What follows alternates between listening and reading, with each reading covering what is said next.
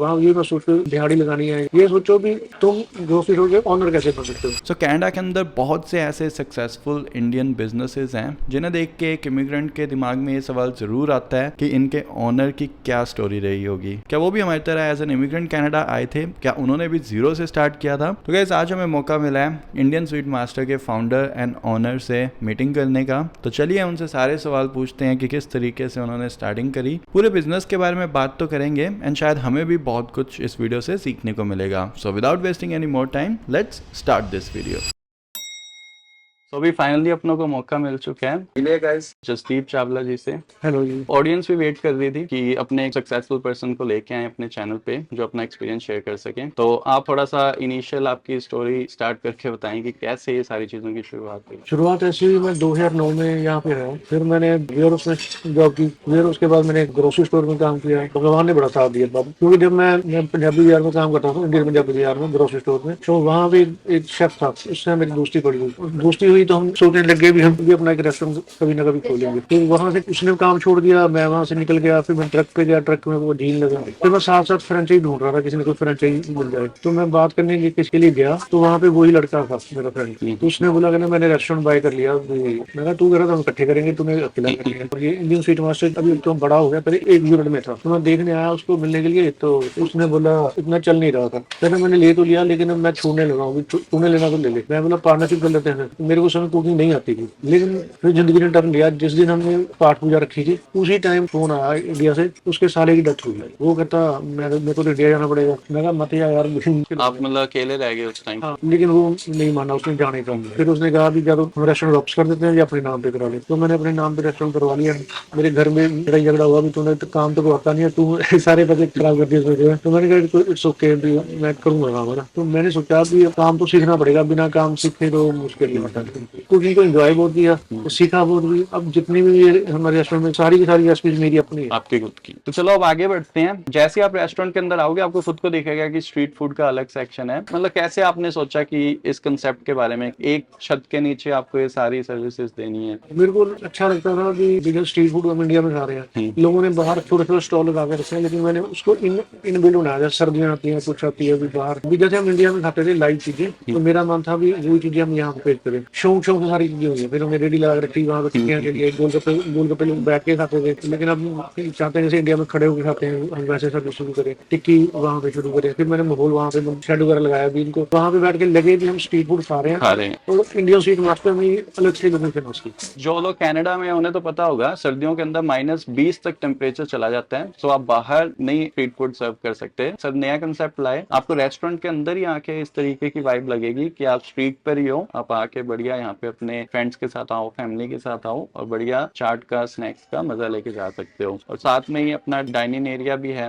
अगर आप फैमिली के साथ आ रहे हो, आपको डिनर करना है, इंडियन कुजीन ट्राई करना है। प्लस सर आप और भी कौन कौन सी सर्विसेज यहाँ पे प्रोवाइड कर रहे हो? केटरिंग करनी है, केटरिंग को 10 बंदे से लेके 1000 बंदे तक आपने यहाँ से फूड पिक करना है, पिक कर सकते हो, डिलीवर करना डिलीवरी हो जाता है। आपके मैंने घर में करते जैसे पार रखा हुआ है या लेडीज का फंक्शन है कुछ, तो हमारे पास फूड ट्रक है, फूड ट्रक जाए लेकिन इनके घर जाके फूड रेडी करनी। तो चाहे आपको छोटी से छोटी बर्थडे पार्टी करनी हो, चाहे आपको शादी का बड़ा फंक्शन करना है, मतलब कोई बर्थडे फंक्शन करना है, कोई जागो करनी है, कोई ड्रिंक करनी है, आप एक बार हॉल की क्लिप वगैरह बना के उनको दिखाना भी पता चलेगा कितना बढ़िया वाला। और सर्विस हम वहाँ पे अच्छी देते हैं, टेबल सर्विस देते हैं, आप बैठे तो आपको कोई ना कोई खिलाता रहेगा। तो सर स्ट्रगल भी बहुत रही होगी जब आपने स्टार्टिंग में स्टार्ट किया। आज इतना हम सब जानते हैं इंडियन स्वीट मास्टर जो भी जीटीए में रहता है, तो मतलब बिजनेस ग्रो कैसे किया? जैसे मैंने आपको बताया था, फिर मैंने काम करना सीख लिया। उस समय फिश थोड़ा बाई वन गेट होता था, अकेला कोई मिलता था, लेकिन मैंने उसको सीधे 499 पर पाउंड फिश कर दी, जो उस समय $10 की मिलती थी। उससे बड़े कस्टमर मेरे साथ जुड़ने शुरू हुए। फिर हमारे दिमाग में था चाहे चीज सस्ती थी, लेकिन इसकी क्वालिटी देंगे जो बड़े से बड़े रेस्टोरेंट के। तो इन चीजों के साथ कस्टमर मेरे साथ जुड़ने शुरू हुए, चाहे फिश पोड़े की वजह से, या उस समय तो लोग फिश मास्टर में बोलने लगे थे। उसके बाद प्रॉब्लम बड़ी आई, जैसे मेरे पास सिंगल रेस्टोरेंट था, फिर मैंने साथ में डबल की, साथ में रेस्टोरेंट लिया, साउथ इंडियन रेस्टोरेंट था। तो उस समय मेरे को फाइनेंशियली बड़ी प्रॉब्लम आई, क्योंकि मैंने किसी बंदे को हायर किया था कि तूने सारा काम करवाना। उस बंदे ने, जो बंदे काम कर रहे हैं उनको पैसे दिए नहीं, अपने पास रख लिए पैसे, और आधी रेनोवेशन हो चुकी थी और आधी रुक गई। वो बंदा को पैसे दो तो रेनोवेशन स्टार्ट करेगा, मैंने पैसे सारे दे दिए। इस तरह से कई बीच में लोग मिले जिन्होंने खराब भी किया, पर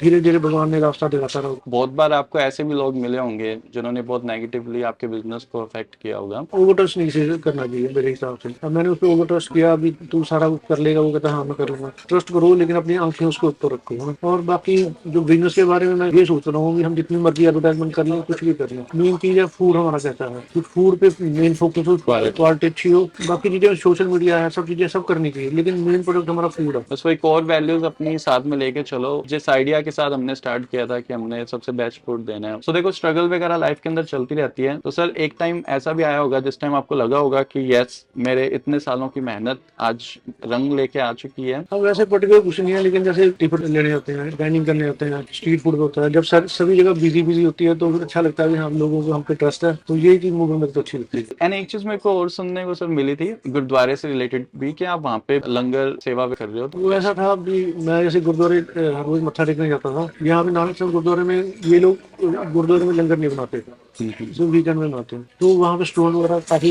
होते थे, मैं समोसे ले आता था और साथ में मिठाई तो ले आता था। जो सेवा करते हुए बोला भी यहाँ पे स्टोन बड़े सारे आते हैं, उनको रोटी वगैरह नहीं मिलती है ना, तो आप थोड़ी दे जाओ। फिर मैंने बोला ऐसे करो, आपने रेस्टोरेंट से बकेट ले गया इसकी। फिर वैसे ऐसे शुरू हो गया, बकेट जानी शुरू होगी। फिर वो कहते रोटियां दे जाओ, रोटियां होगी, फिर राइस हो गए। पर मेरे को अच्छा भी लगता है भी, जब मेरा मन है वैसे भी वहाँ पे सारा लंगर ही मेरी तरफ से बिल्कुल फ्री ऑफ कॉस्ट सेवा कर रहे हो आप, राइट। वो सेटिस्फेक्शन मिलती है कि हम कुछ कर रहे हैं। और आज के टाइम आपको पता है जिस तरीके से इन्फ्लेशन वगैरह बढ़ रही है, स्टूडेंट्स बहुत हैं जिनसे ग्रोसरी के खर्चे भी नहीं निकल पा रहे। देखो, जब भी बिजनेस ग्रो करना होता है हमेशा कहीं ना कहीं सैक्रिफाइसेस भी करने पड़ते हैं। तो सर, आपने भी कुछ इस तरीके का एक्सपीरियंस किया हो कि यस, वर्क लाइफ बैलेंस को नहीं रख पा रहे बैलेंस के अंदर? ये बात तो है, मेरी लाइफ में ये बड़ा हुआ, वर्क बैलेंस नहीं हुआ, क्योंकि काम पे ज्यादा ध्यान दिया गया और बाकी चीजों पर नहीं ध्यान दिया गया। अब रेस्टोरेंट का काम भी ऐसे भी, जैसे वीकेंड पे ज्यादा बिजी होता है, फिर कोई फ्रेंड सर्कल नहीं बना, फ्रेंड के अगर फंक्शन होते हैं वीकेंड पे, तो वीकेंड में हम लोग बिजी होते हैं। मतलब आपने 100% वर्क को दिया। अगर किसी चीज को हमने बिल्ड करना है तो उसके लिए पूरी डेडिकेशन भी चाहिए होती है, तो कहीं ना कहीं हमें लाइफ में कॉम्प्रोमाइज तो करना ही पड़ता है, राइट। अब जैसे मैं सुबह 10 साढ़े 10 से काम स्टार्ट करता हूँ, रात को 2 बजे तक करता हूँ, 14-15 घंटे डेली होता है। तो आप मतलब 16 आवर्स आज भी काम। स्टूडेंट्स अक्सर बैठे यही सोचते हैं जब भी किसी फैंसी रेस्टोरेंट में जाएंगे कि ओनर तो बस घर पे बैठ के फोन पे सारा कुछ मैनेज करते होंगे। मेरे को होता है कि जब स्टाफ काम करता रहता है, लेकिन खुद को सेटिस्फेक्शन होता है फिर भी कि सारी चीजें देखो, टेस्ट ठीक है। जैसे बाहर बफे लगाए होते हैं, फिर मैं सुबह आके सारे बफे थोड़ा थोड़ा खाना अंदर लेके जाऊंगा, टेस्ट करूंगा और बताता हूँ इसमें कुछ कमी है या नहीं है। जिस काम में है उस पर आपका 100% फोकस होना चाहिए, आप इन्वॉल्व होने चाहिए उसको। तो अभी अब तक की जर्नी सर की हमने सारी समझी कि किस तरीके से वो कनाडा आने के बाद उन्होंने इस आइडिया के साथ एक इनिशिएटिव लिया और आज बिजनेस को इतना बड़ा किया। तो सर, थोड़ा सा आप अपने फ्यूचर के बारे में भी बताएं कि आगे के आपके क्या गोल्स हैं? आगे से हमारे ऐसे गोल है, हमने एक मिठाई स्वीट फैक्ट्री के नाम से शुरू किया। तो उसमें क्या है, अभी हम लोगों को बड़ी अच्छी मिठाई बड़े कम प्राइस में देते हैं। जैसे कमिटी ने बड़ा कुछ दिया है ना, तो मैं सोचता हूँ भी पैसा कमाना एक चीज है, लेकिन हम उनका भी सोचे कि पैसे लिए, उसे हम चूज किया तो मेरी जिम्मेवारी है उसको अच्छा से अच्छा फूड दूँ। अब मिठाई वगैरह के लिए भी पैसे मार्जिन ज्यादा से भी काम किया जा सकता है। मैं चाहता हूँ कम मार्जिन में लोगों को सर्व किया जाए, लोगों को बेनिफिट और हमें बेनिफिट हो। और अब मैंने फ्रेंचाइज जैसे ये 3 है, 3-4 और आ रही हैं, तो उन पे भी मेरा यही है भी उनके स्टाफ को यहाँ पे काम सिखाया जाए, भी फूड ही सर्व अच्छा किया जाए, यही मेरा है। एक हमारा नियाग्रा फॉल में सुने जा रहा है, एक ब्रैम्पटन में है और एक बीटीवी में है। और जितने भी यंगस्टर्स नहीं आ रहे हैं स्टूडेंट्स इस टाइम कनाडा के अंदर, तो उनको इंस्पिरेशन के लिए आप कुछ बोलना चाहोगे? मेरी तरफ से यही लाइन है भी, चाहे हम कुछ भी काम कर रहे हैं, चाहे ग्रोसरी स्टोर में काम कर रहे हैं, कुछ कहीं भी काम कर रहे हैं, या वेयर हाउस में, पहले अपनी सोचो भी हमने करना क्या है। सोचना ही बड़ी बात होती है, मैंने सोचना क्या, पैसे हैं नहीं है वो बात की बात है, सोच बड़ी रखो। और दूसरा है, चाहे बंदा ग्रोसरी स्टोर में काम कर रहा है, वहाँ ये मैं सोचो काम करो कि हमने दिहाड़ी लगानी है, ये सोचो भी तुम ग्रोसरी स्टोर के ऑनर कैसे बन सकते हो, वहाँ की वर्किंग कैसे है। बिल्कुल। जॉब ऐसे करो एक्सपीरियंस लेने के लिए, कल को हमारा अपना काम होगा तो हम कैसे कर पाएंगे। और हमेशा चीजें बिल्कुल ग्राउंड से ही सीखी जाती हैं। हाँ। और अगर जो बंदा नीचे से समझ के सारी चीजों को सीख के ऊपर आता है तो उसे और अच्छे से डीप नॉलेज होती है कि बिजनेस किस तरीके से वो चलाएं। लोग यही गलती करते हैं, वो कहते हैं मैं तो यहाँ पे जॉब करने आया हूँ, लेकिन उनका माइंड कहीं और होता है। माइंड को बीच में रखो भी, ये काम कैसे चल रहा है, कैसे डिलीवरीज आ रही है, अगर हमारा अपना काम होगा तो हम कैसे करेंगे। उस जगह को ऐसे तैयारी स्टडी करने के लिए सोचो कि हम यहाँ पे तैयार हो रहे हैं अपना काम करने। So that's it guys. So ये वीडियो बनाने का मोटिव यही था, जब भी हम किसी सक्सेसफुल बिजनेस को देखते हैं एक फॉरेन कंट्री में आके, तो अक्सर हमारे माइंड में थॉट आता ही है कि भी बंदे ने मिलियंस ऑफ डॉलर का ये जो बिजनेस है फ्रॉम द ग्राउंड जीरो से बिल्ड किया है, या फिर पीछे से वो अच्छे खासे थे। सो बहुत कुछ सीखने को मिलता है, बहुत सी मोटिवेशन भी मिलती है। सो आने वाले टाइम में भी हम ट्राई करेंगे ऐसी और वीडियोस बनाने की। तो ठीक है गाइस, ये था आज की वीडियो के अंदर। अब अपने मिलते हैं नेक्स्ट वीडियो में, तब तक के लिए goodbye and take care.